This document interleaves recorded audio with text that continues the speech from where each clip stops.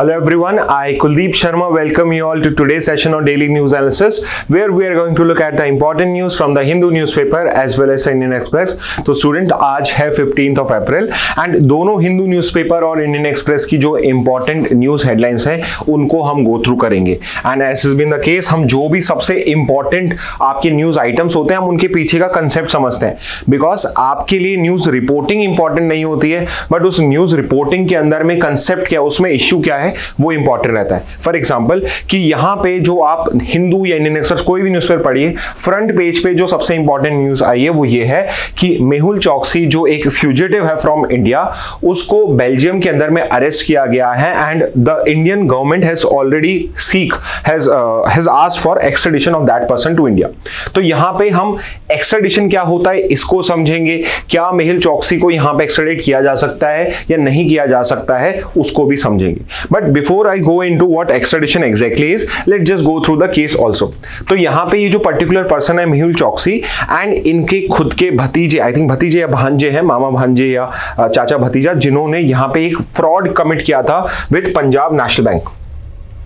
तो यहां पे जो बैंक इन्वॉल्व है वो है पीएनबी, पंजाब नेशनल बैंक, और इन दोनों ने मिलके करीब करीब 13,000 crore rupees, 13,000 crore, not 13 crore but 13,000 crore rupees plus का। अगेन ये नंबर आपके काम का नहीं है, ये सब नहीं पूछा जाता, मैं इसी पे पॉइंट कर रहा हूं आपसे। एक्सट्रेडिशन क्या होता है इस पे लीगल रीजनिंग में या जीके के अंदर में या कहीं और इंग्लिश के अंदर में भी कुछ ना कुछ पैसेज बन के आ सकता है, बट आपसे कभी नहीं पूछा जाएगा कि मेहुल चौकसी और नीरव मोदी ने मिलके कितने करोड़ का घोटाला किया था। ये सब सवाल आपके नहीं आते। May be they can ask you the bank, but अगर आप बेसिक थोड़ा बहुत भी पढ़ते हो तो आपको ये बेसिक डिटेल्स पता होना स्टार्ट हो जाती है। तो इन दोनों ने मिलके करीब 13,000 करोड़ का यहां पे पीएनबी को चूना लगाया था और फिर ये चूना लगा के 2018 में जस्ट बिफोर जब इनके अगेंस्ट में एक अरेस्ट वारंट इशू होने वाले थे, इनके अगेंस्ट में चार्जशीट फाइल होने वाली थी, जस्ट उससे पहले ये दोनों लोग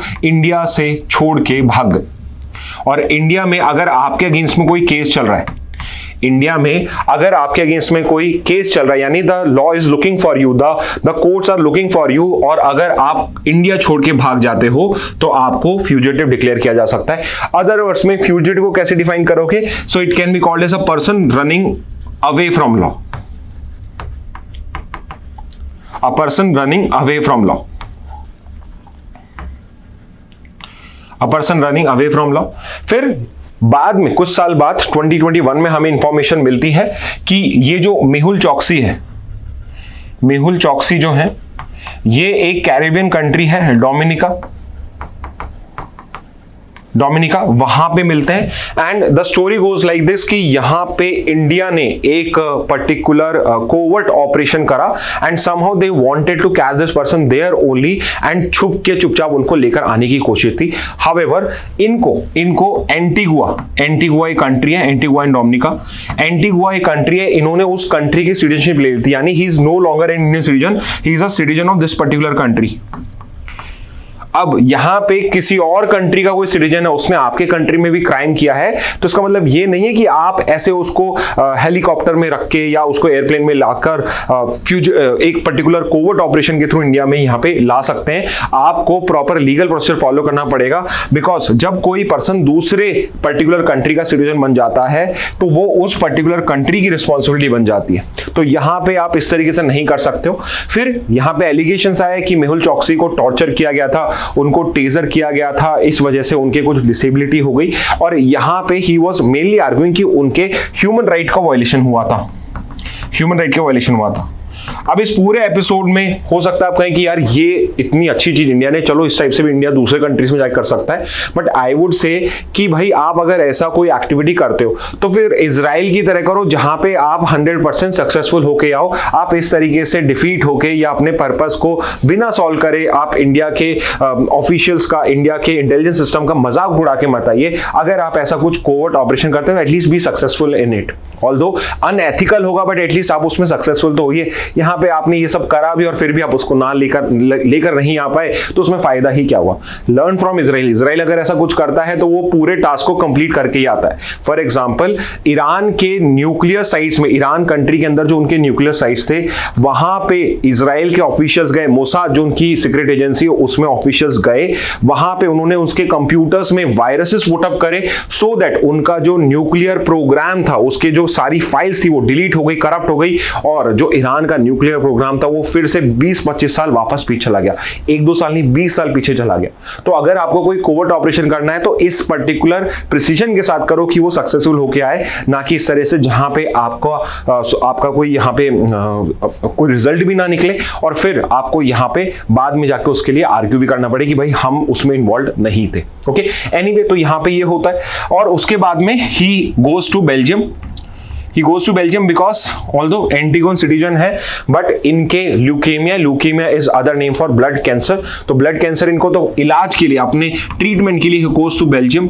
और बेल्जियम में जब ये जाते हैं तो बेल्जियम में जो अथॉरिटीज है वो इनको अरेस्ट कर लेती हैं for basically case in India. Okay, और अब यहां पे इंडिया ने उनके एक्सट्रेडिशन के लिए अप्लाई करा हुआ है। ओके, सो आई होप आपको इस न्यूज का कंटेक्स्ट समझ में आ गया होगा।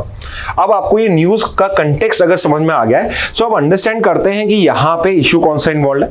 तो यहां पे इश्यू इन्वॉल्व है एक्सट्रेडिशन का, कि यहां पे जब हम कह रहे हैं कि इंडिया ने एक्सट्रेडिशन मांगा है, तो एक्सट्रेडिशन वर्ड का मतलब क्या होता है? तो सिंपली समझिए कि अगर कोई पर्सन फ्यूजिटिव है, एंड दैट कंट्री नोज कि ये जो पर्टिकुलर पर्सन है ये इस कंट्री के अंदर में लोकेटेड है। अगर फॉर एग्जांपल मुझे यहां पे मेहुल चौकसी जो इंडिया में यहां पे वांटेड पर्सन है और वी नो दिस कि बेल्जियम में अगर वो है, तो हम बेल्जियम कंट्री को एक्सट्रेडिशन की रिक्वेस्ट करेंगे, which is basically a formal process where one country request the other country to surrender that particular person who is running away from the law of the land. तो अगर कोई person दूसरी country में है जो आपकी country में crime करके भागा हुआ है, तो हम सामने वाली कंट्री को एक्सट्राडिशन की रिक्वेस्ट सेंड करते हैं, जो एक फॉर्मल प्रोसेस होता है कि भाई ये पर्सन है, ये इंडिया से भागा हुआ, इसने यहां ये क्राइम किया था, तो इस पर्टिकुलर पर्सन को प्लीज आप इंडिया को हैंडओवर कर दीजिए। अभी एक्सट्राडिशन जो है इस साल बहुत न्यूज में रहा है, बिकॉज अभी रिसेंटली तहावुर राणा जो यूएस से, अभी हमने उसको एक्सट्राडाइट किया है। Okay, he was involved in the 26/11 attacks, तो इस पर्सन को भी एक्सट्राडाइट किया था। फिर से यहाँ मेहुल चौकसी के डिस्प्यूट के अंदर में हम एक्सट्राडिशन किया रहे हैं, एंड वेरी सून हो सकता है नीरव मोदी या उनके लिए भी ये पर्टिकुलर एक्सट्राडिशन रिक्वेस्ट का हम पढ़ें। तो एक्सट्राडिशन जो है ये आपके लिए एक इंपॉर्टेंट टॉपिक है इस साल के लिए, लीगल रीजनिंग के लिए भी और जीके के लिए भी। ओके, तो ये पर्टिकुलर होता है। इसका ऑब्जेक्टिव क्या होता है कि बेसिकली जो पर्टिकुलर पर्सन है जो भागना चाह रहे हैं जस्टिस से, उनको हम जस्टिस, उनके अगेंस्ट में जो लोग हैं उनको हम जस्टिस दिला सके। ओके, अब हम इंपॉर्टेंट पार्ट पे आते हैं कि इंडिया के अंदर में एक्सट्राडिशन जो होता है वो अंडर व्हाट लॉ होता है। तो हमेशा ध्यान रखना कि इंडिया के अंदर में कोई भी हमें इंटरनेशनल प्रोसीजर करना है तो उसके लिए भी कोई ना कोई इंडियन लॉ होगा जो यहां पे पूरा प्रोसीजर बताता होगा, और इंडिया के अंदर में वो लॉ है the extradition act of 1962। Okay, extradition act of 1962, जिसके अंदर में एक्सट्राडिट कैसे करोगे, कहां किन किन सिचुएशन में किया जा सकता है, इंडिया से अगर कोई और कंट्री किसी पर्सन को एक्सट्राडिट कराना चाहता है तो किन किन सिचुएशन में इंडिया करेगा, क्या ट्रीटी की रिक्वायरमेंट होती है या बिना ट्रीटी या कोई कॉन्ट्रैक्ट करके भी आप इस तरह से कर सकते हो। तो ये सारी चीजें आपके एक्सट्राडिशन एक्ट में दिया हुआ है। अब एक्सट्राडिशन एक्ट 1962 को जब आप रीड करोगे, यू वुड रीड देयर कि इंडिया के अंदर में इट इज नॉट नेसेसरी कि दो कंट्रीज के बीच में ट्रीटी होनी चाहिए तभी आप एक्सट्रेडिशन कर पाओगे, बट इट इज पॉसिबल कि आप ट्रीटी बेस्ड भी करो या फिर विदाउट ट्रीटी बेस्ड भी एक्सट्रेडिशन करा जा सकता है। फॉर एग्जाम्पल कि लेट्स टेक दिस एग्जाम्पल कि इंडिया और बेल्जियम के बीच में एक्सट्रेडिशन की ट्रीटी साइन नहीं, दोनों ने कोई एग्रीमेंट साइन नहीं करा, तो यहां पे वो on a case to case basis भी एक्सट्रेडिशन रिक्वेस्ट को यहां पे एडजस्ट कर सकते हैं। ओके, तो जो भी, जैसे फॉर एग्जाम्पल मेहुल चौकसी को हमें करना है और हमारी अगर एक्सट्रेडिशन ट्रीटी नहीं है बेल्जियम के साथ, तो बेल्जियम जो है वो नॉर्मल उनके जो पर्टिकुलर लॉज होते हैं उनको अप्लाई करेगा और उस बेसिस पे वो इंडिया की एक्सट्रेडिशन ट्रीटी को भी, यहां पे रिक्वेस्ट को भी एंटरटेन कर सकता है। ओके, इंटरेस्टिंगली इंडिया की जो एक्सट्रेडिशन ट्रीटी है वो 50+ कंट्री के साथ है, तो यूजुअली यहां पे एक्सट्रेडिशन आपका ट्रीटी बेस्ड ही होता है। ओके, इसके बाद हम अगर आए कि आपके एक्सट्रेडिशन के अंदर में कौन कौन सी अथॉरिटीज इन्वॉल्व हैं, तो सबसे पहले आएगा आपका ministry of external affairs. Okay, ministry of external affairs है जो यहां पे रिस्पॉन्सिबल होती है एक्स्ट्राडिशन के प्रोसेस को इनिशिएट करने के लिए. सो रिमेंबर दिस, इंडिया के अंदर में it is the ministry of external affairs जो यहां पे एक्स्ट्राडिशन रिक्वेस्ट सामने से आई है तो उसको कैसे एंटरटेन करना है, या फिर अगर हमें सेंड करनी है तो it is basically through the ministry of external affairs. India के अंदर में कोई भी ऐसे केसेस होते हैं या तो वो सीबीआई हैंडल करता है या फिर वो ईडी हैंडल करता है. तो सीबीआई और ईडी होते हैं ये केस को हैंडल करते हैं. बट रिमेंबर, अगर तीनों चारों ये भी मेंशन हो, कोर्ट्स भी मेंशन हो, ऑलवेज रिमेंबर कि यहां पे जो डिसीजन होता है या पर्टिकुलर जो प्रोसेस होता है it is undertaken by the ministry of external affairs. सबसे इंपॉर्टेंट अथॉरिटी एक्सट्रेडिशन में मिनिस्ट्री ऑफ एक्सटर्नल अफेयर्स ही होती है. इसके बाद कोर्ट्स जो होते हैं रिक्वेस्टेड कंट्री के वो इवैल्यूएट करते हैं and there they can decide, review कर सकते हैं कि ये जो डिसीजन है एक्स्ट्राडाइट करने का या करवाने का ये सही है या नहीं है. ओके, तो ये treaty versus non treaty extradition हो जाएगा. ओके, इसके बाद सबसे इंपॉर्टेंट पॉइंट जो आपके लीगल रीजनिंग के लिए इंपॉर्टेंट है कि एक्स्ट्राडिशन की क्या क्या कंडीशंस हो सकती हैं. Okay, what are the condition for extradition, की कौन कौन से प्रिंसिपल्स हैं जो फुलफिल होने चाहिए जिस बेसिस पे एक्स्ट्राडिशन होता है. तो सबसे पहला सबसे इंपॉर्टेंट प्रिंसिपल है the principle of dual criminality. The principle of dual criminality which is as simple as that कि अगर मुझे किसी पर्सन को यहां पे फ्यूजिटिव डिक्लेयर करना है, मुझे किसी पर्सन को यहां क्रिमिनल डिक्लेयर करना है, तो वो पर्टिकुलर ऑफेंस या वो पर्टिकुलर एक्ट एक ऑफेंस होना चाहिए दोनों कंट्रीज के अंदर. विच मीन्स कि लेट्स से इंडिया के अंदर में तो लेट्स से अगर आप फ्रॉड करते हो, अगर आप बैंक फ्रॉड करते हो तो वो तो क्राइम है, उसके अगेंस्ट में क्रिमिनल पनिशमेंट है. बट एग्जाम्पल के लिए बेल्जियम जो है वो फ्रॉड को, बैंक फ्रॉड को रिकॉग्नाइज तो करता है बट वो क्रिमिनल केस नहीं होता, वो सिर्फ सिविल केस होता है. विच मीन्स मैक्सिमम यहां पे आप उसको बैंकरप्ट कर सकते हो, यहां पे उसकी जो प्रॉपर्टीज है उसको एक्वायर कर सकते हो. तो यहां पे this would be an example जहां पे डुअल क्रिमिनलिटी का जो प्रिंसिपल है वो फॉलो नहीं हो रहा है, तो यहां पे आप नहीं कर पाओगे. बट यहां पे अगर बेल्जियम में भी एक क्रिमिनल ऑफेंस है बैंक फ्रॉड और इंडिया में भी बैंक फ्रॉड एक क्रिमिनल ऑफेंस है, तो डुअल क्रिमिनलिटी का प्रिंसिपल फॉलो हो जाएगा और आप कर पाओगे. तो ये पहला हो गया. Second is non political offence. तो इसको आप रिलेट कर सकते हो शेख हसीना के साथ. Bangladesh, so it's not the case कि इंडिया ही है जो हमेशा आस्किंग पार्टी रहा है. India is also at the receiving end of a extradition request from Bangladesh. Sheikh Hasina जो आपके फॉर्मर प्राइम मिनिस्टर है, the Bangladesh has been asking for her extradition to Bangladesh so that जो उन्होंने क्राइम्स कमिट करे हैं, एज पर देम जो एलिजिड क्राइम्स कमिट करे हैं उनके लिए इनके अगेंस्ट में प्रॉपर एक्शन किया जा सके. तो यूजुअली जो नॉन पॉलिटिकल ऑफेंस होते हैं उनके लिए ही आप एक्स्ट्राडाइट करते हो. मतलब पॉलिटिकल ऑफेंस के लिए अगर यहाँ पे पॉलिटिकल ऑफेंस हो सकता है या सामने वाले पर्सन को पॉलिटिकली यहां पे टारगेट किया जा सकता है, तो उस सिचुएशन में एक्स्ट्राडिशन की जो रिक्वेस्ट होती है वो रिजेक्ट कर दी जाती है. ओके, थर्ड पे आते हैं एंड वेरी इंपॉर्टेंट कि यहां पे there is a requirement of a fair trial. Fair trial assurance क्या होता है कि फॉर एग्जांपल कि अगर बेल्जियम यहां पे इंडिया में मेहुल चोकसी को एक्स्ट्राडिट करता है तो यहां पे they would ask for an extradition कि यहां पे फेयर ट्रायल होगा, यानी इनके साथ में कुछ भी ऐसा नहीं होगा जो एक कॉमन सिटीजन के पास जिसके फुल राइट्स होते हैं जो उसको मिलने चाहिए, वो अगर नहीं मिले तो वो चीज आपकी अलाउ नहीं की जाएगी. And fourth is usually human right concerns. तो एक और यूजुअली जो यूरोपियन कंट्रीज होती हैं यहाँ की ह्यूमन राइट स्टैंडर्ड्स बहुत हाई होते हैं. दे वुड वांट कि अगर कोई पर्सन फ्यूजिटिव भी है, अगर कोई पर्सन है जिसने लेट्स से मर्डर करा है, उसने रेप करा है, बहुत ही आपके बड़े बड़े क्राइम्स कमिट करें, बहुत ही हीनियस क्राइम्स यहाँ पे कमिट करें, स्टिल दे वुड वांट कि उसके जो ह्यूमन राइट्स हैं उनको यहाँ पे वायलेट ना किया जाए. सो फॉर एग्जाम्पल कि इफ इट इज पॉसिबल कि मेहुल चोकसी इंडिया आता है और उसको यहाँ जेल्स में टॉर्चर किया जाता है, इल ट्रीट किया जाता है या अनफेयरली प्रोसिक्यूट किया जाता है, तो उस पर्टिकुलर केस में भी वो एक्स्ट्राडिशन की रिक्वेस्ट को रिजेक्ट कर सकता है. तो यहां पे you have to give assurance of fair trial also and you have to give assurance of not violating his human rights also. And Belgium का लॉ इसमें बहुत स्ट्रांग है. तो इन केस अगर वो 2021 का जो इंसिडेंट था डोमिनिका वाला, अगर वो प्रूव हो जाता अगेंस्ट इंडियन अथॉरिटीज, प्रूव हो जाता या लेट्स से थोड़ा डाउट भी क्रिएट हो जाता उनके माइंड में, तो प्रोबेबली यहां पे जो बेल्जियन कोर्ट्स हैं ये इंडिया के एक्स्ट्राडिशन रिक्वेस्ट को रिजेक्ट कर सकते हैं because of human right concern. Okay, और एक और इन सब के अलावा एक और लॉ आपको पता होना चाहिए. तो ये डुअल क्रिमिनलिटी वाला लॉ है. तो आप समझो यहाँ पे एक और जो रूल इससे फॉलो होता है वो ये है कि एग्जांपल के लिए कि इंडिया में बैंक फ्रॉड के लिए लेट्स से कि 7 इयर्स की पनिशमेंट है, 7 इयर्स की पनिशमेंट है, और बेल्जियम के अंदर में लेट्स से कि बैंक फ्रॉड के लिए लेट्स से 4 इयर्स की पनिशमेंट है.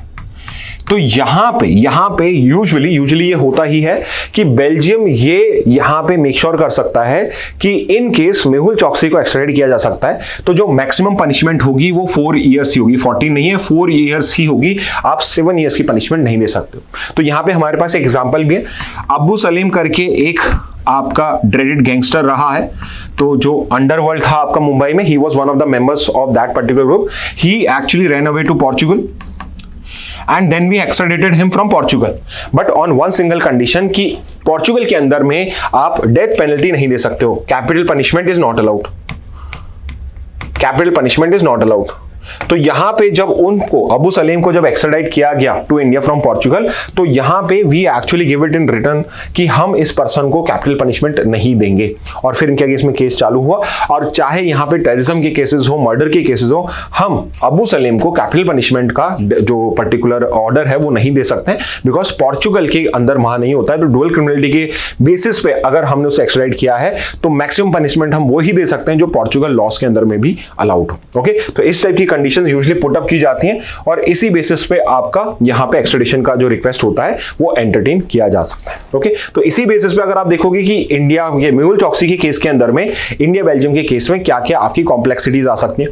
फॉर एग्जांपल पहला तो ये वो एंटीगुअन सिटीजन है, तो यहां पे वो एंटीगुआ कंट्री है उसका सिटीजन है, बेल्जियम थर्ड कंट्री के अंदर में है, इंडिया ने एक्स्ट्रेडिशन करी है। तो पहला क्वेश्चन तो यही आता है कि जो बेल्जियम है क्या वो दूसरे कंट्री के सिटीजन को थर्ड कंट्री की रिक्वेस्ट पे एक्स्ट्राडिट कर सकता है, नहीं कर सकता है, तो एक क्वेश्चन ये हो जाएगा।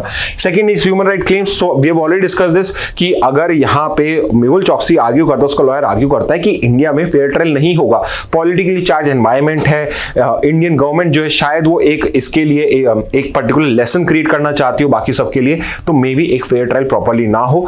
Third is Interpol withdrew red notice in 22। तो इंटरपोल जो एक इंटरनेशनल पुलिस ऑर्गेनाइजेशन है और बेसिकली कोऑर्डिनेशन का काम करती है, उसने रेड नोटिस इशू करा था 21 के अंदर में, 2018 में एक्चुअली मेहुल चोकसी के अगेंस्ट में, बट 21 में जब किडनैपिंग टॉर्चर का केस हुआ तो 22 के अंदर में रेड नोटिस जो था उसको वापस से विड्रॉ कर लिया गया था। तो एक क्वेश्चन आपके लिए ये है कि जो इंटरपोल है, why I am asking this because ये आप पहले कर चुके हो, तो इंटरपोल का हेडक्वार्टर कहां पे, और ये बताइए what is red notice, red notice क्या होता है।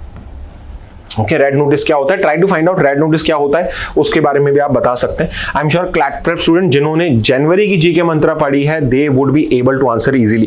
जनवरी की जीके मंत्रा आई थिंक या फरवरी फर्स्ट हैंड आउट है, एक जगह पे आपका ये सिल्वर नोटिस के कंटेक्स्ट में हमने पढ़ा था। ओके, और बेल्जियन जो लॉ है, बेल्जियन जो लीगल सिस्टम है ये स्ट्रिक्ट है when it come to human rights, तो इस बेसिस पे भी हो सकता है कि यहाँ पे कॉम्प्लिकेशंस अराइज हो। ओके, बट लेट्स सी कि ये चीज सक्सेसफुल होती है या नहीं होती है। ओके, नेक्स्ट पे आते हैं। अगेन इंपॉर्टेंट न्यूज, यहां पे अगर आप न्यूज पढ़ोगे so you would read about Telangana becomes first state to notify subcategorisation of scheduled caste. अब यहां पे ये पर्टिकुलर चीज क्या है भाई कि शेड्यूल्ड कास्ट जो होती हैं उसके अंदर में सब कैटेगराइजेशन करने वाली तेलंगाना पहली स्टेट है। तो एक चीज जो हमें यहां पे एक्चुअली समझ में आती है कि यहां पे इससे पहले कभी किसी स्टेट ने सब कैटेगराइजेशन नहीं किया था या नोटिफाई नहीं किया था। तो पहले तो हम थोड़ा बहुत रिजर्वेशन सिस्टम समझ लेते, बहुत बेसिक में समझ रहे हैं हम यहां पे सिर्फ, और सब कैटेगराइजेशन क्या होता है, इसका इश्यू क्या है, इसको भी समझते हैं। Okay, so I hope you are aware कि इंडिया के अंदर में रिजर्वेशन जो है वो एससीज को मिलता है, एसटीज को मिलता है और ओबीसीज को मिलता है। ओके, इसके अलावा इकोनॉमिक वीकर सेक्शन को भी मिलता है मिलने को, पीपल्स विद डिसेबिलिटी को भी मिलता है, कुछ सिचुएशन में विमेन को भी मिलता है, कुछ सिचुएशन में विमेन और डाइवोर्सी विमेन जो होती हैं या विडो विमेन जो होती हैं उनके लिए भी अलग से कोटा सिस्टम होता है। But here we are more concern about the primary reservation जो एससी एसटी ओबीसी के बीच में होता है। तो इंडिया के अंदर में शेड्यूल्ड कास्ट को, शेड्यूल्ड ट्राइब्स को और ओबीसीज को on the basis of their backwardness, because of their backwardness, all of the castes which are there, tribes which are there, the backward classes which are there in these particular categories, इन सबको हमने reservation allot किया हुआ है। अब यहाँ पे issue ये है कि मान लो कि शेड्यूल कास्ट है और शेड्यूल कास्ट के अंदर में लेट से बहुत सारी सब कास्ट है, बहुत सारी कास्ट है, लेट से एक कास्ट है, ए एक कास्ट है, बी एक कास्ट है, सी एक कास्ट है, डी एक है, ई। अब यहाँ पे हो सकता है कि since 1950s for one reason और द अदर ए और बी कास्ट वाले जो लोग थे they actually got proper education and by by God grace let's say कि ये जो पर्टिकुलर लोग हैं ये एजुकेशन भी अच्छी गेन कर पाए, plus they were able to get into government service, and इस पर्टिकुलर जो कास्ट के लोग हैं they have now become economically forward also, economically forward भी हैं और आज वो उस लेवल का डिस्क्रिमिनेशन भी नहीं फेस करते जो वो at the time of independence face करते थे। यानी कि ए और बी जो है एटलीस्ट जो शेड्यूल कास्ट कैटेगरीज हैं इसके अंदर में ये जो पर्टिकुलर लोग हैं they are much better off than C D. On the other end D और ई इस टाइप की कास्ट है, इस टाइप के शेड्यूल कास्ट हैं जो for some reason they never got any opportunity under the reservation scheme, कि reservation का जो फायदा था वो इन पर्टिकुलर कम्युनिटीज को मिला ही नहीं। अब यहां पे इशू ये होता है कि आपके शेड्यूल कास्ट जो है एज पर सुप्रीम कोर्ट ने बोला कि ये सब होमोजीनियस है, विच मींस कि शेड्यूल कास्ट जो है सारी तो ए में, बी में, सी में, डी में और ई के अंदर में कोई डिफरेंस नहीं है। चारों पांच जितनी भी 10-15 जो भी कास्ट हैं सारे के सारे हिस्टोरिकली डिस्क्रिमिनेटेड कास्ट हैं, हिस्टोरिकली डिस्क्रिमिनेटेड कास्ट है, विच सिंपली मींस कि आप इनके बीच में, आप इन लोगों के बीच में डिफरेंशिएशन नहीं कर सकते। तो फॉर एग्जांपल कि अगर मैं कोई स्कीम लेकर आता हूं, लेट्स से कि जो स्कूल फीस होगी उसमें जो शेड्यूल कास्ट होंगी उनकी क्लैट के लिए लेट्स से कि एडमिशन की फीस वो हाफ होगी, 50% ही होगी। तो यहां पे मैं नहीं कह सकता हूं कि बिकॉज ई और डी जो हैं जो इकोनॉमिकली बैकवर्ड है उनको ही मिलेगा, ए बी सी है इनको फुल फीस देनी पड़ेगी, उनको 70। यहां पे अगर आप कोई स्कीम लेकर आ रहे हो शेड्यूल कास्ट के लिए तो आप सब कैटेगराइज नहीं कर पाओगे। और सुप्रीम कोर्ट ने एक 2004 में जजमेंट दिया, सुप्रीम कोर्ट ने 2004 में एक जजमेंट दिया जिसका नाम है EV Chinnappa versus state of Andhra Pradesh, EV Chinnaiah versus state of Andhra Pradesh, EV Chinnaiah versus state of Andhra Pradesh 2004 का जजमेंट है। तो ये पर्टिकुलर जजमेंट एक्चुअल में चैलेंज था आंध्र प्रदेश के एक लॉ का। आंध्र प्रदेश में एक लॉ आया और उसमें आंध्र प्रदेश ने क्या करा था, शेड्यूल कास्ट के अंदर में सब कैटेगराइज कर दिया। एग्जांपल के लिए कि ए और बी जो हैं ये तो फॉरवर्ड हो चुकी हैं, सी डी और ई है एग्जांपल के लिए ये अभी इनसे कंपैरिजन में बहुत पीछे, तो इनको एक्चुअल में रिजर्वेशन की बहुत ज्यादा रिक्वायरमेंट। तो अगर यहां पे लेट्स से अगर 15% रिजर्वेशन शेड्यूल कास्ट को मिलता है तो मैंने क्या करा कि जो सी डी ई है इनके लिए 5% फिक्स कर दिया कि 5% जो पर्टिकुलर आपका रिजर्वेशन है वो सिर्फ और सिर्फ सी डी और ई के जो कम्युनिटी के लोग हैं उनको मिलेगा। बाकी के जो है let's say F G H I जे के एल इनको अगला 8% मिलेगा और ए और बी को सिर्फ और सिर्फ 3% कुछ मिलेगा। ओके 3% 2% कुछ मिलेगा, ओके 2% कुछ मिलेगा। तो मैंने यहां पे क्या करा है, रिजर्वेशन को जो है वो सब कैटेगराइज कर दिया बिटवीन डिफरेंट कास्ट। तो जब ये पर्टिकुलर चीज स्टेट्स ने स्टार्ट करी, ये आंध्र प्रदेश ने करी, पंजाब ने करी, अलग अलग स्टेट्स ने करी, तो इसको सुप्रीम कोर्ट में चैलेंज किया और सुप्रीम कोर्ट ने बोला कि जो शेड्यूल कास्ट होते हैं ये होमोजीनियस ग्रुप है, एक होमोजीनियस ग्रुप है मतलब सब सेम है, वाटर की तरह है सब, जैसे वाटर में पार्टिकल्स होमोजीनियस होते हैं तो ये भी एक होमोजीनियस ग्रुप है और इसमें आप सब कैटेगराइज नहीं कर सकते। So this was the 2004 judgement और इसमें सब कैटेगराइजेशन को यहां पे अनकॉन्स्टिट्यूशनल डिक्लेयर कर दिया। हाउएवर 2020 में जजमेंट आया 5 जज बेंच का और फिर इसको 7 जज बेंच ने इसमें करा। The case name is state of Punjab versus Davinder Singh. तो 2023 का जजमेंट है ये state of Punjab versus Davinder Singh, जिसमें इस पर्टिकुलर जजमेंट को ओवररूल कर दिया गया, मतलब ये अनकॉन्स्टिट्यूशनल डिक्लेयर कर दिया गया, ये पर्टिकुलर जजमेंट अनकॉन्स्टिट्यूशनल डिक्लेयर कर दिया गया। और यहां पे सुप्रीम कोर्ट ने क्या बोला, सुप्रीम कोर्ट ने बोला कि आप सब कैटेगराइजेशन मतलब कि अगर मेरे को यहां पे रिजर्वेशन को डिवाइड करना है, सब कैटेगराइज करना है, तो मैं सब कैटेगराइजेशन कर सकता हूं अमंग शेड्यूल कास्ट। अच्छा, यहां पे ये पॉइंट भी इंपॉर्टेंट है, बहुत जगह इवन जब ये जजमेंट आया था न्यूज़पेपर्स ने भी गलत रिपोर्ट करा था ये पर्टिकुलर चीज कि सब कैटेगराइजेशन अमंग सिर्फ शेड्यूल कास्ट नहीं शेड्यूल ट्राइब्स भी अलाउ करा गया, but that is not true. अगर आप जजमेंट रीड करते हो, ये जजमेंट जो है वो सिर्फ और सिर्फ शेड्यूल कास्ट के लिए है कि आपके सुप्रीम कोर्ट ने अलाउ करा है कि सब कैटेगराइजेशन आप अमंग शेड्यूल कास्ट आप कर सकते हो, विच मींस कि जो शेड्यूल कास्ट के अंदर में डिफरेंट कास्ट है मैं उनके बीच में भी कैटेगरीज क्रिएट कर सकता हूं, but with one condition which is I have to show data. तो फर्स्ट चीज कि आप कर सकते हो और दूसरा but on basis of data कि मुझे शो करना पड़ेगा। अगर मैं कह रहा हूं कि सी डी ई बैकवर्ड है तो मुझे डेटा शो करना पड़ेगा कि भाई ये लोग हैं, इनके बच्चे जो हैं ये देखिए इनका स्कूल के अंदर में एनरोलमेंट बहुत कम है, ये देखिए कि आप अगर गवर्नमेंट सर्विस देखते हो तो कोई भी पर्सन या बहुत माइन्यूट नंबर है जो यहाँ पे आपकी गवर्नमेंट सर्विस के अंदर में रिप्रेजेंट होता है। तो अगर मैं ये शो करता हूं तो as per this particular judgement अब मैं सब कैटेगराइज कर सकता हूं। ओके और इसका रिजल्ट क्या हुआ है कि Telangana, your state of Telangana has become the first state to have subcategorisation. तो ये एक इंपॉर्टेंट वन लाइनर भी बन गया है। ओके तो ये एलेट के लिए भी इंपॉर्टेंट हो गया स्पेसिफिकली, और ये जो पर्टिकुलर इश्यू है आपका, ये आपका क्लैट के लिए भी इंपॉर्टेंट टॉपिक है। Okay so just remember this fact. Next पे आते हैं द हिंदू से, the bank pass on RBI rate cut benefit to borrowers loans to get cheaper. अब देखिए हिंदू और इंडियन एक्सप्रेस की ब्यूटी ये है कि कोई भी इंपॉर्टेंट न्यूज होगी वो दोनों न्यूज़पेपर में आज नहीं तो कल कवर होती है।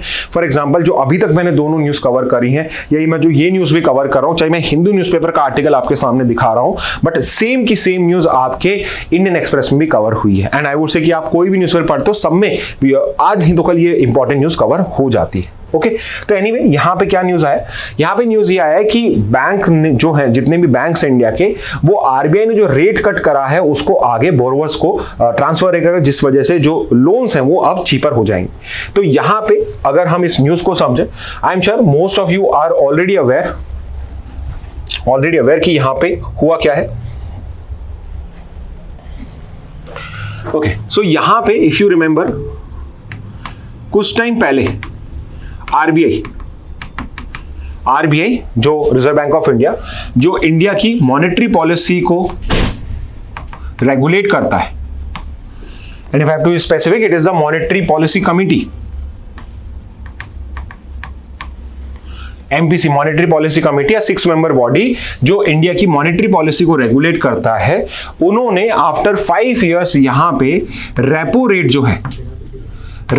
जो है उसको रिड्यूस करा है by total of 50 basis point. 25 basis point एक बार करा था और फिर से 25 बेसिस पॉइंट करा, तो टोटल ऑफ 50 बेसिस पॉइंट्स। अब यहां पे ये जो आपको फैंसीज ऑफ 50 बेसिस पॉइंट दिख रहा है, बेसिस पॉइंट का मतलब होता है इट इज 1/100, यानी कि अगर 50 बेसिस पॉइंट कर रहा हूं तो इसका मतलब है 0.5%। ओके जो भी आपको यहां पे बेसिस पॉइंट दिख रहा है उसको 100 से आप वो कर दीजिए डिवाइड, तो एक्चुअल में क्या हुआ है, कितना रिडक्शन हुआ है, 0.5% से there is a reduction. Okay as simple as that. तो यहां पे अभी मॉनेटरी पॉलिसी कमेटी जो है, जो आरबीआई के अंडर में आती है और इंडिया की मॉनेटरी पॉलिसी को यहां पे वो बेसिकली रेगुलेट करती है, उसने रेपो रेट को कम किया है। अब यहां पे हम एक बार रेपो रेट का कंसेप्ट भी समझ लेते हैं। तो रेपो रेट जो होती है it is basically the primary rate जिसपे आरबीआई जो होती है वो बैंक्स जो होते हैं इंडिया के, चाहे वो पब्लिक हो, गवर्नमेंट के हो, चाहे प्राइवेट बैंक्स हो, इनको वो लोन्स प्रोवाइड करता है ऑन रेपो रेट। ओके और जो भी रेपो रेट होती है उसी बेसिस पे बैंक्स भी आगे की रेट डिसाइड करते हैं कि मैं कस्टमर्स को क्या रेट दूंगा। तो आप सिंपली ऐसे समझिए कि आरबीआई अगर रेपो रेट को कम करता है, एग्जांपल के लिए 4% था और यहां पे रेपो रेट को 3% कर दिया जाता है, या इसको 6.5 ही कर देते हैं।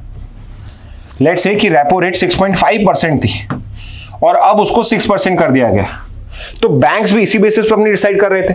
मान लो जो 6.5% थी तो बैंक्स ने 2% अपना रख रखा था, तो 8.5% पे वो कस्टमर को लोन देते थे।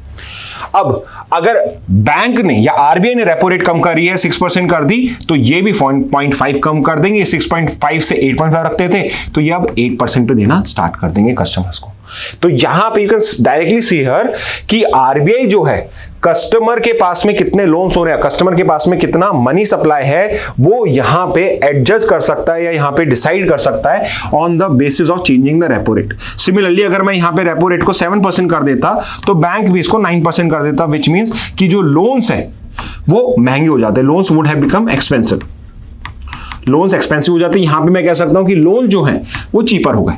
तो यहां पे आप देख सकते हो कि directly by manipulating the repo rate RBI जो है यहां पे आपकी रेट जो है वो डिसाइड कर सकता है और मार्केट के अंदर में मनी सप्लाई को यहां पे मैनिपुलेट कर सकता है, एडजस्ट कर सकता है। एंड एक और चीज जो मैंने अभी आपको बताया, मॉनेटरी पॉलिसी। कई बार स्टूडेंट्स पूछते हैं सर मॉनेटरी पॉलिसी क्या होता है, मतलब क्या होता है, पूछते कि आपको पता भी होना चाहिए मॉनेटरी पॉलिसी क्या है, मॉनेटरी पॉलिसी होती क्या है।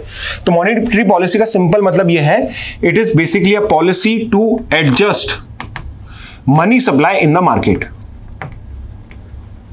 एज सिंपल एज दैट कि इसका मतलब क्या है कि भाई मार्केट में पैसा कितना होगा। तो आरबीआई अगर रेपो रेट को बढ़ा रहा है तो यहां पे क्या हो रहा है, जो लोन्स है उसकी रेट बढ़ रही है, विच मींस कि कस्टमर को कहेगा कि महंगा लोन मिल रहा है तो मैं नहीं लेता हूं, नहीं लेगा तो मार्केट में मनी सप्लाई जो है वो कम हो जाएगी। अगर यहां पे आरबीआई रेपो रेट को कम कर रहा है तो बैंक्स जो है वो अपनी भी रेट्स को कम कर रहे हैं, उससे क्या हो रहा है, जो कस्टमर उसको सस्ते में लोन मिल रहा है तो वो यहां पे लोन्स को और ले रहा है, तो मार्केट में मनी सप्लाई इंक्रीज हो रही है। तो यहां पे यही तो हो रहा है, banks pass on RBI rate cut benefit to borrowers loans to get cheaper, कि यहां पे बैंक्स ने डिसाइड करा है कि हम बोरोवर्स को यहां पे जो रेट कट हुआ उसका बेनिफिट देंगे। इससे क्या होगा, लोन जो आप बैंक से लेते हो उनकी रेट चीपर हो जाएगी। ठीक है, तो यहां पे आरबीआई ने टोटल 50 बेसिस पॉइंट से कम करा है 2025 में, पिछले 2 महीने के अंदर में ये चीजें चेंज करी गई हैं, और अब बाकी के जितने भी बैंक हैं उन्होंने भी डिसाइड करा है कि हम इसको आपका अब जो पर्टिकुलर रेट रिडक्शन है उसको आगे बोरोवर्स को भी ट्रांसफर करेंगे। तो यहां पे कौन से की कंसेप्ट्स इन्वॉल्व है, तो पहला है रेपो रेट, जो जस्ट मैंने आपको बताया। वैसे रेपो रेट का फुल फॉर्म होता है, repo rate stand for repurchase obligation, और यहां पे जो बैंक्स होते हैं जब वो आरबीआई से लोन लेते हैं तो गवर्नमेंट सिक्योरिटीज को उनको कोलेटरल पे रहते हैं और एक कॉन्ट्रैक्ट करते हैं कि हम रेपो रेट का पेमेंट करके आपसे इन पर्टिकुलर सिक्योरिटीज को वापस से बाय बैक कर लेंगे। ठीक है, सेकंड इज बेसिस पॉइंट, जो मैंने आपको पहले समझा दिया, इट इज बेसिकली 1/100। तो थोड़ा सा फैंसी टर्म यूज करा जा रहा है परसेंटेज की जगह, कि डेसिमल में नहीं बोलना पड़ेगा भाई, हमने सिर्फ 0.25 या 0.50 ही यहां पे करी है, हमने 50 बेसिस पॉइंट से कम करा है। So 50/100 is basically the meaning of basis point. और थर्ड क्या है, external benchmark lending rate. External benchmark lending rate, तो lending rate I am sure आपको पता होगा कि कितने परसेंट पे आप लोन दे रहे हो। एक्सटर्नल बेंचमार्क, बेंचमार्क होता है कि आप किस बेसिस पे लेंडिंग रेट डिसाइड कर रहे हो, और एक्सटर्नल बेंचमार्क क्या हो गया कि बाहर की कौन सी ऐसी वैल्यूज है, बाहर का कौन सा ऐसा इंडेक्स है जिसके बेसिस पे आप जज कर रहे हो। तो आपका एक्सटर्नल बेंचमार्क लेंडिंग रेट का मतलब सिंपली ये है कि जो बैंक्स हैं वो अपनी लेंडिंग रेट बाहर के किस क्राइटेरिया पे डिसाइड कर रहे हैं। इंटरनल बेंचमार्क होता मतलब बैंक खुद के प्रॉफिट्स देख रहा होता, खुद के कैलकुलेशंस कर रहा होता।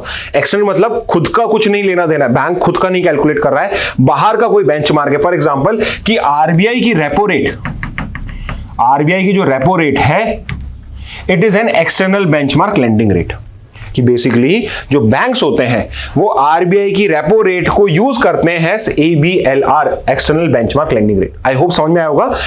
लेंडिंग रेट इस किस रेट पे आप लोन दे रहे हो, बेंचमार्क क्या बेसिस है, एक्सटर्नल बेंचमार्क मतलब बाहर से कौन सा बेसिस है, बैंक के अंदर की कैलकुलेशंस नहीं है, बैंक के बाहर से हमने कोई क्राइटेरिया यूज कर रहे हैं लेंडिंग रेट को डिसाइड करने के लिए। फॉर एग्जांपल आरबीआई की रेपो रेट के बेसिस पे डिसाइड किया जा रहा है कि जो पर्टिकुलर बैंक्स है वो यहां पे लोन्स को चीपर करेंगे या यहां पे वो एक्सपेंसिव करेंगे। ओके, तो ये था आपका थर्ड न्यूज।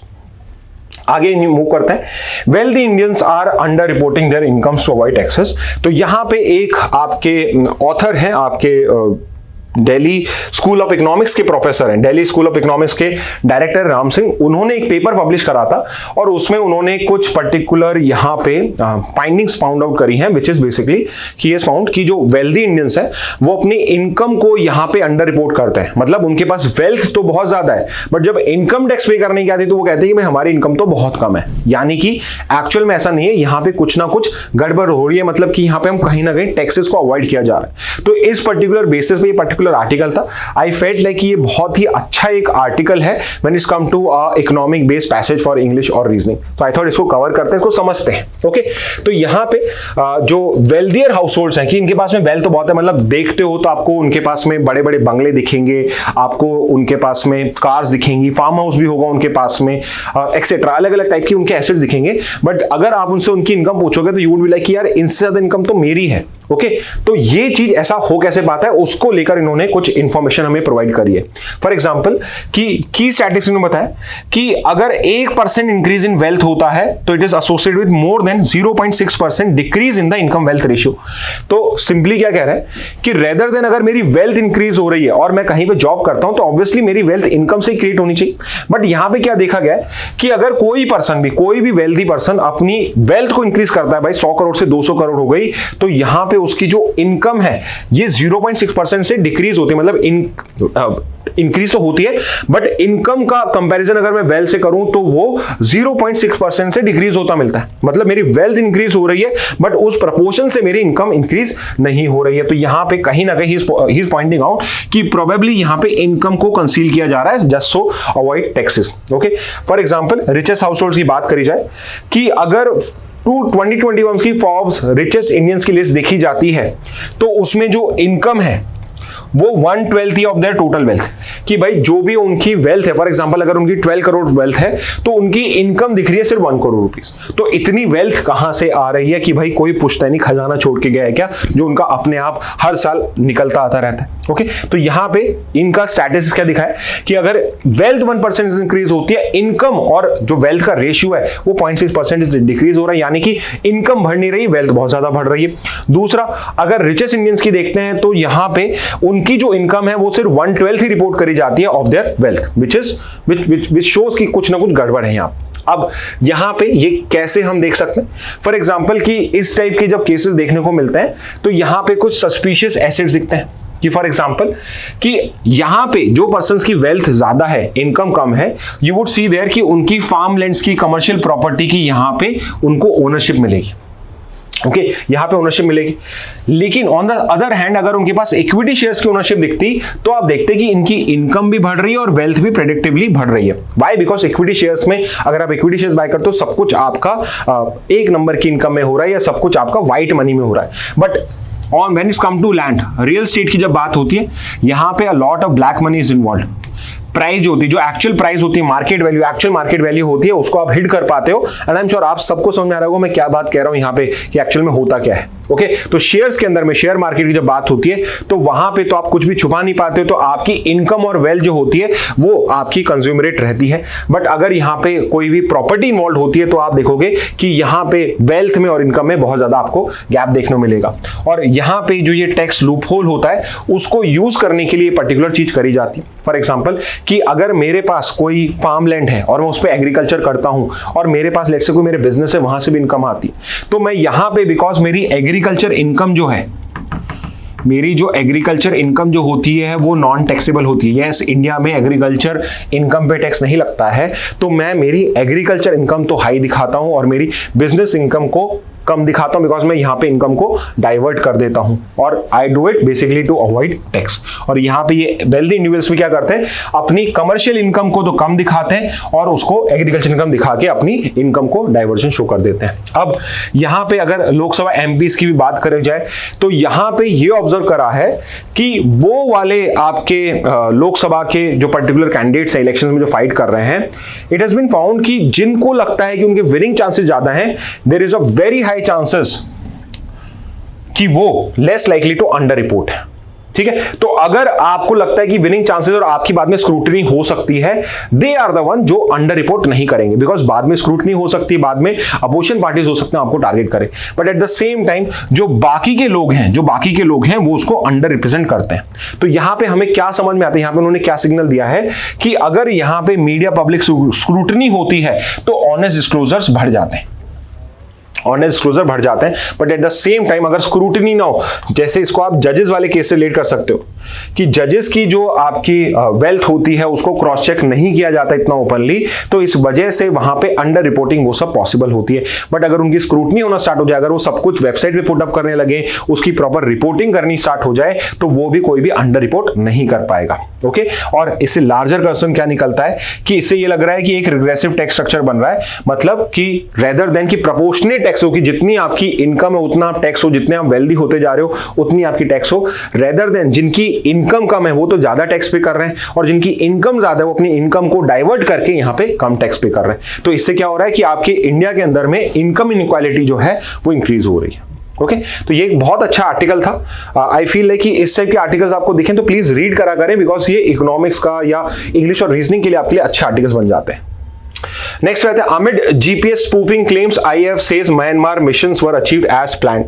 तो यहां पे इफ यू आर अवेयर, अभी रिसेंटली आपके म्यांमार के अंदर में एक बहुत ही बड़ा अर्थक्वेक आया था जिससे बहुत सारे लोगों की डेथ भी हुई थी and a lot of destruction take place. और म्यांमार ने ओपनली सब कंट्री से रिक्वेस्ट करी कि जो भी कंट्रीज मुझे हेल्प कर सकते please come out to help us. And India being a responsible neighbour, India ने भी एक ऑपरेशन लॉन्च किया जिसका नाम था operation Brahma. Operation Brahma which is basically to support Myanmar in its earthquake relief measures. Okay, और हमने यहाँ पे C-130J सुपर हरक्यूलिस, तो ये एक पर्टिकुलर आपका बहुत बड़ा ट्रांसपोर्ट एयरक्राफ्ट है। ओके, ट्रांसपोर्ट एयरक्राफ्ट है इंडियन एयरफोर्स का, जिसके थ्रू हमने भेजा था। ओके, अब एक क्वेश्चन जो मैं आपसे पूछना चाहूंगा, ये जो पर्टिकुलर एयरक्राफ्ट है और ये क्वेश्चन आया हुआ है, ठीक है, ये किस कंट्री से हमने एक्वायर किया है, कौन सी कंट्री से एक्वायर्ड करा हुआ ये हेलीकॉप्टर आपका ट्रांसपोर्ट एयरक्राफ्ट है। You can see here also the photo of this particular aircraft only. तो ये आप बता सकते हैं। अब यहां पे हुआ क्या कि जो पर्टिकुलर एयरक्राफ्ट जब आपके म्यांमार टेरिटरी में एंटर करे, जब थोड़ा सा म्यांमार के अंदर चले गए, तो वहां पे इनका जो जीपीएस सिग्नल था, वो फंक्शन करना, वो प्रॉपरली फंक्शन करना उसने बंद कर दिया। यहां पे वो रॉन्ग सिग्नलिंग करने लग गया, रॉन्ग सिग्नलिंग या फेक सिग्नलिंग। फॉर एग्जांपल कि जीपीएस सिग्नल आप ऐसे समझो कि आप गूगल मैप्स को यूज कर रहे हो और आप एकदम से किसी कॉलोनी में जाते हो, आपका रास्ता यूं शो कर रहा है, एकदम से रास्ता यूं शो होने लग जाए। तो ये बेसिकली एक एग्जांपल है, एक पर्टिकुलर हैक है जिसको बोला जाता है जीपीएस स्पूफिंग। अब इस टाइप की कोई भी टेक्निकल टर्मिनोलॉजी आपको अगर न्यूज़पेपर में दिखे, दे आर वेरी इंपॉर्टेंट। ये बहुत अच्छे वन लाइनर्स बनते हैं और आपके एग्जाम्स में पूछे जाते हैं। ओके, तो इन पे हमेशा फोकस करना। इनकी डेफिनेशन क्या होती है ये आपको अच्छे से समझ में आ जानी चाहिए, सिंपली बिकॉज कि आपसे जीपीएस स्पूफिंग पूछा जा सकता है। उसके 4 ऑप्शन बना दिए जाएंगे, डिफरेंट बहुत क्लोज उसके ऑप्शन बनाए जाएंगे। Okay, but before I move forward, GPS का फुल फॉर्म बता दीजिए मुझे आप। जीपीएस का अगर आप फुल फॉर्म बता सकते हैं प्लीज, जीपीएस का फुल फॉर्म क्या होता है वो भी बताइए आप। ठीक है, तो जीपीएस स्पूफिंग क्या होता है? So it is a type of cyber attack where false GPS signals are transmitted to mislead an aircraft और शिप्स नेविगेशन सिस्टम।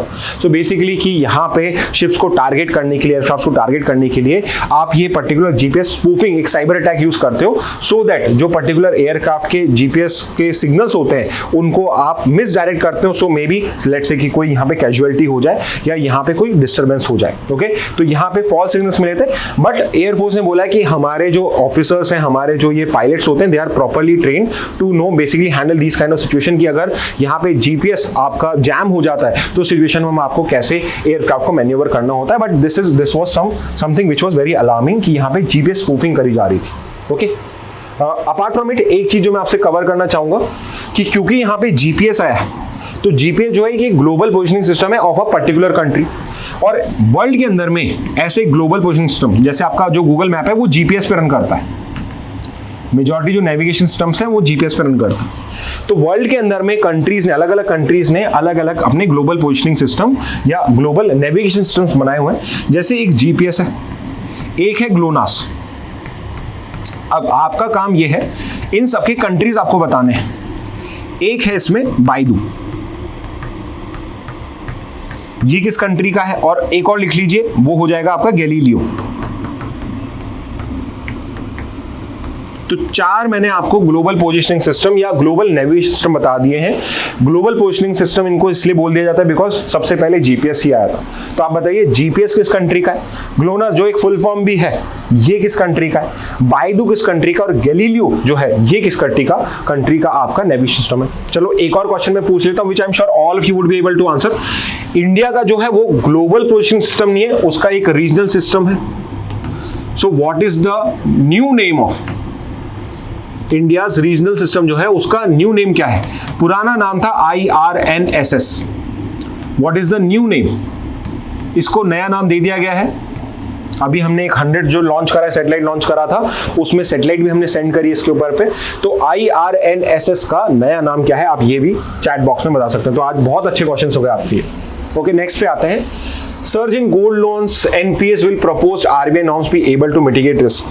तो यहाँ पे अभी recently it has been observe कि इंडिया के अंदर में जो लोग हैं वो उनके पास में जो गोल्ड रखा हुआ है, फिजिकल गोल्ड मतलब ज्वेलरी एक्सेट्रा जो रखी रहती है, उसके ऊपर पे वो लोन्स ले रहे हैं, गोल्ड लोन्स ले रहे हैं, और इनका जो नंबर है वो बहुत इंक्रीज हो रहा है।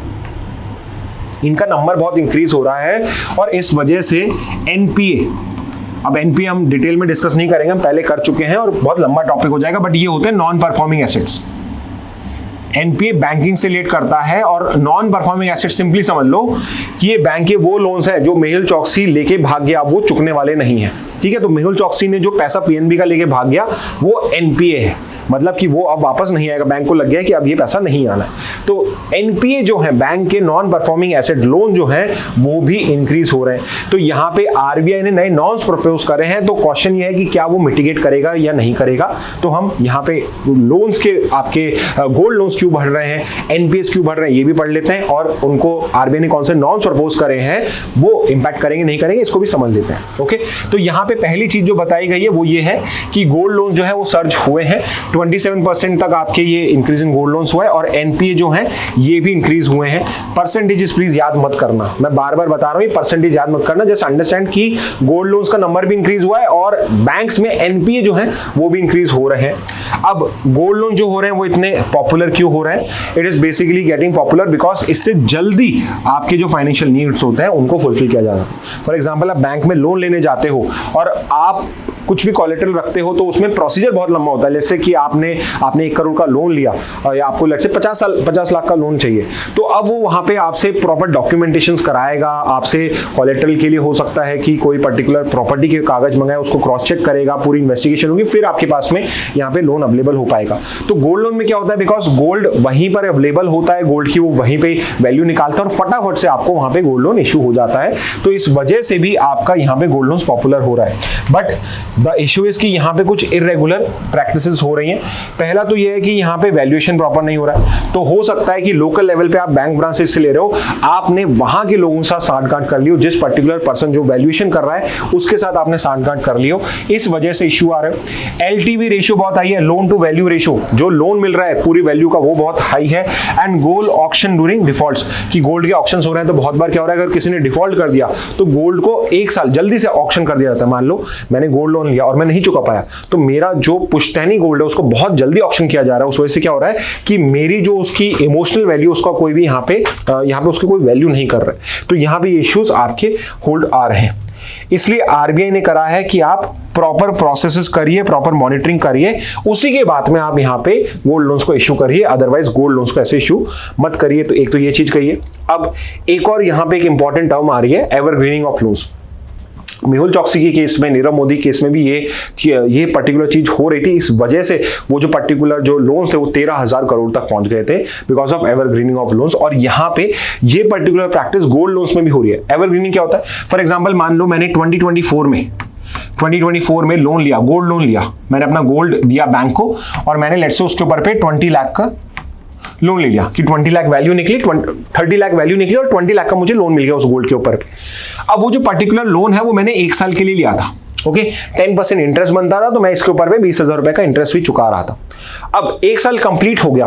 अब मैं क्या कर रहा हूं, मैं बैंक से कह रहा हूं कि देखो मेरा जो बिजनेस है वो उसका काम नहीं हुआ, तो अभी मुझे पैसे की जरूरत है, तो मेरा लोन जो है वो एक्सटेंड कर दो। तो ठीक है, बैंक ने क्या करा, उसे 1 साल और एक्सटेंड कर दिया। मैंने एक्सटेंड किया, फिर मैंने 1 साल एक्सटेंड करा लिया, फिर मैंने 1 साल एक्सटेंड करा लिया। तो यहां पे मैं क्या कर रहा हूं, मैं यहां पे वो जो पर्टिकुलर लोन है उसको बार बार एवरग्रीन करा जा रहा हूं। और अगर ये पर्टिकुलर प्रोसेस कंटिन्यू चलता है तो इसी प्रोसेस को बोला जाता है एवरग्रीनिंग। ओके, तो यहां पे जो लोन्स इनको इंडेफिनिटली करा जाता है। तो मेहुल चोकसी, नीरव मोदी के केसेस में भी कुछ ऐसा ही हो रहा था। तो जितने भी आपके बड़े बैंक फ्रॉड हुए हैं, बड़े वाले जो जिनकी साइजेस बहुत बड़े हैं, उसके अंदर में यही होता है, एवरग्रीनिंग ऑफ लोन्स होता है कि यहाँ पे जो सामने वाली पार्टी है वो और टाइम मांगती रहती है। बड़े लोन्स होते हैं, बड़ा कोई पर्सन होता है, इन्फ्लुएंशियल पर्सन होता है, कनेक्शन वाला होता है, पॉलिटिशियंस के थ्रू वहां पे कॉल करा देता है और अपने लोन्स को आपका एवरग्रीन कराता रहता है। अब यहाँ पे क्या हो गया, आरबीआई ने बोला है कि अब जब भी आपका रीप्लेज करो, मतलब कि 1 साल के बाद आपको अगर वापस से यहाँ पे लोन को कंटिन्यू कराना है तो आपको एक बार पूरा प्रिंसिपल और इंटरेस्ट रीपे करना पड़ेगा। तो लेट्स अगर मैंने 20 लाख का लोन लिया था तो मेरे साल भर का जो टोटल इंटरेस्ट बना है प्लस मेरे 20 लाख रुपए जो है मुझे एक बार के रीडिपॉजिट करने पड़ेंगे। वो मैं कैसे करता हूं वो अलग बात है, बट एक बार के वो वहां पे करने पड़ेंगे और फिर से मुझे नेक्स्ट ईयर वापस से नया लोन लेना पड़ेगा। ओके, तो इस बेसिस पे करा जाएगा। अब आरबीआई के न्यू ड्राफ्ट गाइडलाइंस, ड्राफ्ट अभी फाइनल नहीं हुए हैं बट इस तरीके से करा हुआ है। तो पहला है कि no no advances against primary gold और फाइनेंस एसेट्स लाइक ईटीएस। तो आप पहले कोई एडवांस नहीं दोगे, पहले यहाँ पे गोल्ड आएगा और उसके बाद में करा जाएगा। Loan to value for consumption loans capped at 75%, कि अगर मैं यहाँ पे बिजनेस के लिए नहीं, कुछ लेट्स से खर्चा करने के लिए लोन ले रहा हूं, तो जो भी टोटल गोल्ड वैल्यू होगी उसका 75% ही मैं लोन में दे सकता हूं। लेट्स से कि मैंने यहाँ पे 1 करोड़ का लोन लिया है, 1 करोड़ मेरे गोल्ड की वैल्यू है, तो यहां पे जो मुझे लोन पास होगा वो 75% मतलब 75 लाख रुपीस का होगा, ऐसे समझ लो। 1 लाख का गोल्ड है, 75,000 जो भी मेरी गोल्ड की प्राइस है, जो भी मेरा टोटल गोल्ड का वैल्यू निकल के आता है उसका 75% ही गोल्ड का वैल्यू मिलेगा। लोन टेन्योर जो है वो मैक्सिमम 12 मंथ्स का होगा, उससे ऊपर का नहीं होगा। और यहां पे verification of ownership of gold collateral is mandatory. For example it not possible कि मैं यहां पे कोई भी पर्सन है जो अपना गोल्ड लेके चला जाए, मुझे यहां पे गोल्ड की ओनरशिप प्रूव करनी पड़ेगी, गोल्ड जो है मुझे बिलोंग करता है, ये किसी और का नहीं है। आई डोंट नो ये कैसे करा जाएगा, but this is also had been propose as of now. Okay, और अट्रैक्टिवनेस ऑफ गोल्ड लोन्स हम पढ़ ही चुके हैं कि क्यों गोल्ड आपका favourable, just read it, you would easily understand. Okay, Indian Express पे आते हैं द मून किंग। तो ये एक एडिटोरियल आया है, बट एडिटोरियल वाली इंपॉर्टेंट चीज नहीं है इसके अंदर में, लेकिन एक इंपॉर्टेंट डिस्कवरी डिस्कस करी गई है। एंड यहां पे सोलर सिस्टम से रिलेटेड एक बड़ा चेंज हुआ है, और ये एक बहुत ही इंपॉर्टेंट न्यूज है, बहुत ही इंपॉर्टेंट न्यूज है। द न्यूज इज कि जो आज तक आपने साइंस की बुक्स में पढ़ा था कि Jupiter is the planet of solar system, जिसके लार्जेस्ट, जिसके मैक्सिमम नंबर ऑफ मून्स हैं, वो चेंज हो चुका है। नाउ इट इज सैटर्न, जिसके 274 टोटल मून्स हैं। तो यहां पे साइंटिस्ट जो हैं सिंस 2004 स्टडी कर रहे थे सैटर्न्स के मून को। Now it is very difficult to basically find out moons of different planets, because it's not very easy to observe those planets and those stars, those satellites. But यहां पे 2004 से हम कर रहे थे, and now we have discovered 128 new moons of Saturn. अब इसका मतलब ये नहीं है कि यहाँ पे जुपिटर जो है उनके भी नए मून्स नहीं मिल सकते हैं। हो सकता है जुपिटर के चारों तरफ, because Jupiter is a very large planet, तो हो सकता है उसके चारों तरफ बहुत सारे ऐसे मून्स हो, बट उनको आइडेंटिफाई करना because of its big size बहुत मुश्किल हो रहा है। अदरवाइज सैटर्न जो है उसका हम कर पाए हैं। 128 न्यू मून्स जो है यहाँ पे और करेंगे, यानी टोटल 274 मून्स हो चुके हैं। And the second position is held by now Jupiter, जिसके पास सिर्फ 95 मून्स है। There are 95 moons of Jupiter and there are 274 moons of Saturn. तो ये एक इंपॉर्टेंट पॉइंट आपके लिए रहेगा। ओके, अब यहाँ पे ये बताया हुआ, इसमें ये डिस्कस था कि क्यों इतना डिफिकल्ट होता है, बिकॉज उनकी फेडनेस होती है, साइज जो है, फॉर एग्जांपल जो मून्स है इनकी कुछ साइज है फ्यू किलोमीटर, लाइक 5-6 किलोमीटर लंबा ही एक पर्टिकुलर टेरेस्ट्रियल बॉडी है जो रिवॉल्व कर रहा है, वो एक मून है आपके लिए। तो इनको आइडेंटिफाई करना बहुत मुश्किल होता है। ओके, तो अगेन साइज एंड ऑरिजिन के बारे में बात है। Why Saturn has more moons, तो यहाँ पे Saturn's orbit further from the sun captures icy debris more easily leading to high number of moons compare to Jupiter. तो बिकॉज यहाँ पे जो सैटर्न है वो थोड़ा और दूर है, तो वो जो आसपास जो उसके भटकता रहता है उसको अपने ऑर्बिट में लाना उसके लिए ईजी रहता है, तो इस वजह से सैटर्न के क्या है ज्यादा मून्स है। जुपिटर का क्या है, Jupiter despite being closer to us struggle to match Saturn's moons count due to its large region of space making it harder to track find moons. तो यहाँ पे ट्रैक करना मुश्किल है। ठीक है, यहाँ पे इंपॉर्टेंट पॉइंट क्या है, इनको ट्रैक करना मुश्किल है। कभी पूछा नहीं जाएगा ये सब, but just for your understanding कि जुपिटर का चैलेंज क्या है और सैटर्न का यहाँ पे फेवरेबल क्या है। ओके, तो ये है। So actually I have included this part कि जिसके अंदर में आपके जो काम के क्वेश्चंस होते हैं, यहाँ पे मैं फोकस करना चाहता था। तो पहला अब आपको पता होना चाहिए, planets with most moon Saturn है, जुपिटर के 95 मून्स है, मरकरी और वीनस के कोई भी मून नहीं है, इनका कोई भी नेचुरल सैटेलाइट नहीं होता है। लार्जेस्ट मून कौन सा है आपके सोलर सिस्टम का, तो it is Ganymede. Okay, largest moon of solar system, ये यूनिवर्स का या उसका मत समझ लेना, मिल्की वे का, it's of solar system. Ganymede जो जुपिटर का है, it is still the largest moon. और एक बहुत फेमस सैटर्न का मून है Titan, and it is famous because इसका साइज मरकरी से बड़ा है। मरकरी जो एक प्लैनेट है उससे बड़ा सैटर्न का ये टाइटन सैटेलाइट है। And why it is famous, because यहाँ पे it was one of the satellite जिसमें हमें एक थिक एटमॉस्फेयर मिला था। Okay, so it's something which is very unique about this particular satellite. Okay, तो ये कुछ एक्स्ट्रा पॉइंट्स है which I have collected for you all. Okay, next पे आते हैं, एक और न्यूज है, the fearless sir Sankaran Nair and the story of the Jallianwala Bagh case. तो यहाँ पे आपके जो प्राइम मिनिस्टर मोदी हैं उन्होंने रिसेंटली अभी 13 अप्रैल को it was the anniversary of Jallianwala Bagh, और उन्होंने एक प्रोग्राम में प्राइम मिनिस्टर मोदी ने इस पर्टिकुलर लीगल ल्यूमिनरी का यहाँ पे आपका नाम अनाउंस किया था। सो उस कंटेक्स्ट में ये पर्टिकुलर आर्टिकल आई इंडियन एक्सप्रेस के अंदर, it's a very good article. तो यहाँ पे जलियांवाला बाग पे आपके क्वेश्चन पहले भी आया हुआ है, बट हो सकता है एलेट में या क्लैट में भी फिर से इस पे सवाल आ सके। ओके, तो Jallianwala Bagh if you know this कि 13 अप्रैल 1919 को जलियांवाला बाग जो एक पर्टिकुलर पार्क है आपका अमृतसर के अंदर में, वहां पे बैसाखी के दिन पे जो पब्लिक थी वो सेलिब्रेट करने वाली थी। There was some protest movement also there also. तो वहां पे एक पर्टिकुलर आपके ब्रिटिश ऑफिशियल्स आते, जनरल रेजिनाल्ड डायर, और वहां पे वो पूरे उस पर्टिकुलर जो पार्क होता है उसको घेरते हैं एंड फिर वो अंधाधुंध वहां पे फायरिंग स्टार्ट करते हैं। उसके बाद में वहां पे बहुत सारे लोगों की डेथ होती है। Official count is around 379, but जो एक्चुअल काउंट है मेनी पीपल बिलीव कि बहुत ज्यादा लोगों की डेथ हुई थी। Many of them actually got injured because of it. But ये जब पर्टिकुलर इंसिडेंट होता है उसके बाद में वो शूट करते हैं, then they just go back. यहाँ पे कोई भी उनकी केयर करने के लिए नहीं होता है। उसके बाद में द थिंग इज कि आपके उनके अगेंस्ट में एक्शन लिया जाता है। तो जो ब्रिटिशर्स होते हैं दे आर ऑल्सो बायस्ड, कोई भी प्रॉपर एक्शन नहीं लिया जाता है। उस टाइम के जो लेफ्टिनेंट गवर्नर होते हैं पंजाब के, माइकल ओ डायर, तो यहाँ पे कई बार कंफ्यूजन हो जाता है इन दोनों के नाम, एक रेजिनाल्ड डायर है, एक माइकल ओ डायर है। ओके, तो वो जो पर्टिकुलर पर्सन है वो एक्चुअल में इनके अगेंस्ट में कोई एक्शन नहीं लेते हैं, बट फाइनली जब प्रॉपर एक्शन लिया जाता है तो the maximum which is done against general Reginald Dyer is कि उनको उनकी जो ड्यूटी है उससे रिलीव कर दिया जाता है, बट अदरवाइज ही actually retire as a proper army officer also. तो उनको एक्चुअल में कुछ भी उनके अगेंस्ट में नहीं होता है। तो यहाँ पे ये था आपका जलियांवाला बाग इंसिडेंट। तो जब जलियांवाला बाग इंसिडेंट होता है तो ऑब्वियसली इंडिया के अंदर में बहुत ज्यादा इस पर्टिकुलर मैसेकर के पीछे गुस्सा था, और बहुत सारे प्रोमिनेंट लोग जो एक्चुअल में ब्रिटिश सर्विसेज के अंदर में इन्वॉल्व थे, they started raising voice against against this particular injustice which has been done against the Indians. और उनमें से एक थे आपके Shri Sankaran Nair. So he was one who was in the British service at that time and he was a lawyer. Later on he actually became the Madras high court जज also, and he was also part of the Viceroy Executive Council, जो Viceroy की executive body थी जो basically loss को implement करती थी, loss को बनाती थी, इंप्लीमेंट करती थी, उसके ये मेंबर्स थे। And at the time of Jallianwala Bagh he was the member of Viceroy Executive Council, and in protest he actually resigned from that particular council also. Okay, तो इनके बारे में प्राइम मिनिस्टर मोदी ने यहाँ पे बात करी थी। तो यहाँ पे श्री शंकरन नायर का रोल अगर हम देखें तो he resign from viceroy council in protest after the massacre.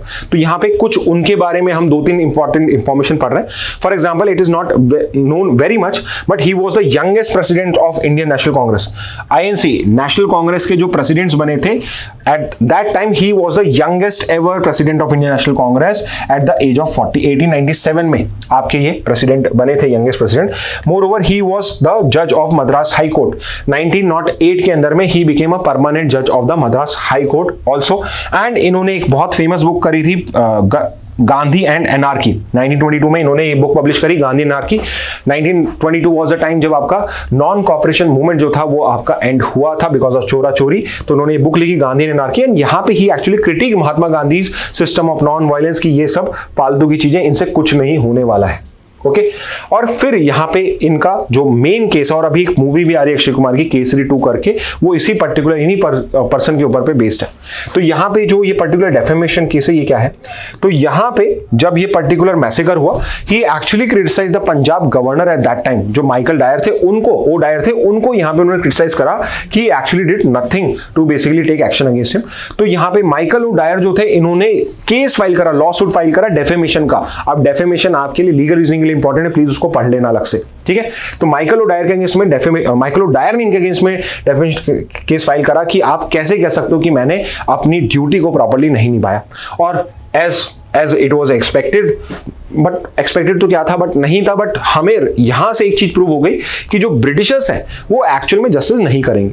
तो कोर्ट में केस चलता है, कोर्ट का जो जज है वो कंप्लीटली माइकल ओ डायर के फेवर में रहता है। पूरा पूरा जूरी सिस्टम था, 12 जूरी थी उसके अंदर में, 11:1 यानी मतलब 11 जूरीज ने माइकल ओ डायर के फेवर में यहाँ पे जजमेंट दिया। एक जो था he was in favour of this particular Nair only. उन्होंने प्रॉपरली अपना पर्टिकुलर केस है उसको फाइट करा, उन्होंने जो भी चीज एक्सपोज करनी थी वो करी, फिर भी बिकॉज पूरा का पूरा लीगल सिस्टम ही वहां पे बायस था, it was decide against him.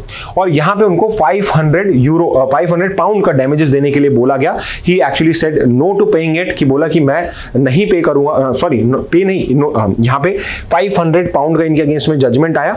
तो माइकल ओडायर ने बोला कि अगर ये अपोलोजाइज कर देंगे तो मैं यहाँ पे ये डैमेज नहीं लूंगा। तो इन्होंने मना कर दिया अपोलोजाइज करने से, और उन्होंने $500 पाउंड का, जो बहुत बड़ा होता था उस टाइम अमाउंट, उसकी डैमेज पे करने के लिए एग्री करे। तो यहाँ पे ये जो पर्टिकुलर इंसिडेंट है ये इसलिए इंपॉर्टेंट है बिकॉज यहाँ पे ये शो करता है कि उस टाइम में बहुत सारे इस टाइप के लोग थे कि if they would have wanted they would have easily agreed with the Britishers and they would have a normal life, a good life, but there they decided to basically stand for the right thing.